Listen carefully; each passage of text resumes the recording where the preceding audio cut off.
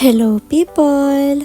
Nandito kami ngayon sa Cosmos Square, Osaka. Nag-aya mangisda yung asawa ko. Sobrang hobby niya talaga mag-fishing at na-miss niya kaya andito kami ngayon. Sana lang talaga ay may mahuli siya. Nilalamig ako kaya nagkulong muna ako dito sa loob ng tent. Medyo nahihilig din ako mag-fishing pero ayoko naman ng ganito kalamig. Sinubukan kong matulog pero hindi naman ako makatulog.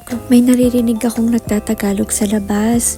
Mga nangingisda din. Pagsilip ko, kausap na ng asawa ko. Yun pala, mga customer ni mama. Kay mama sila bumibili ng mga Philippine goods. Nilapitan ko sila at nakipagkwentuhan na rin ako. Sobrang babait nila. Nagbabaka sakali din na may isda silang mahuhuli. Alas 4 na ng hapon pero wala pa rin kumakagat sa mga pain. Taong 2021 nung nakahuli kami dito na sobrang daming isda. Summer season noon pero simula noon hindi na ulit. Sobrang lamig talaga ngayon. Tapos yung asawa ko ang tsaga-tsaga niyang mangisda. Alam niyo yung pakiramdam na namamanhid tsaka nananakit yung kamay sa sobrang lamig. Ganun yung nararamdaman ko ngayon.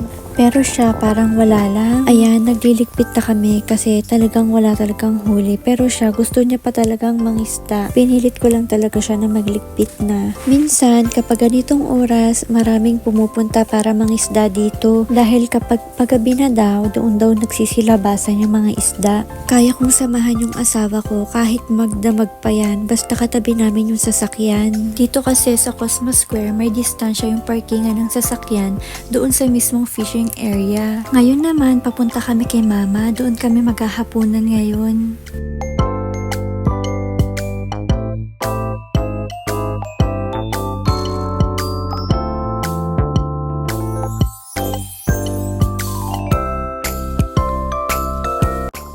Ayan, nagluto si mama ng pata, bopis at saka gulay. Kakain na muna kami.